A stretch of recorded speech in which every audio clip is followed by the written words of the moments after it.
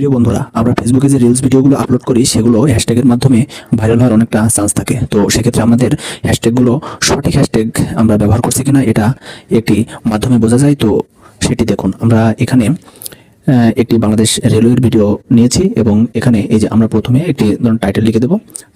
Title লিখলাম, train লিখলাম। তারপর এখানে হ্যাশট্যাগের ক্ষেত্রে আমরা এখানে লিখবো বাংলাদেশ রেলওয়ে, BNGLATESH আর এই যে বাংলাদেশ রেলওয়ে। তো বাংলাদেশ রেলওয়ে লিখলাম এবং আরও একটি হ্যাশট্যাগ আমরা নিচ্ছি, এখানে এফবিরিল লিখে দেব। এখানে এই যে এফবি লিখে দিলাম এবং আমরা আরও একটি হ্যাশট্যাগ নেব। তো যেহেতু আমাদের ভিডিওটি শর্ট, তো আমরা শর্ট হ্যাশট্যাগটি নেব। তো আমরা এই যে শর্ট হ্যাশট্যাগটি নিলাম। তো নেওয়ার পরে এখান থেকে আমরা যখন ব্যাক আসবো তখন এই যে দেখুন এই টিপস লেখা যদি আপনার চলে আসে তাহলে আপনি বুঝবেন যে এই হ্যাশট্যাগুলো আপনার সঠিক হয়েছে। তো এবার তারপরে আপনি আপনার ভিডিওটি আপলোড করে দেবেন। তো সেক্ষেত্রে ভিডিওটি ভাইরাল হওয়ার অনেকটাই চান্স থাকে।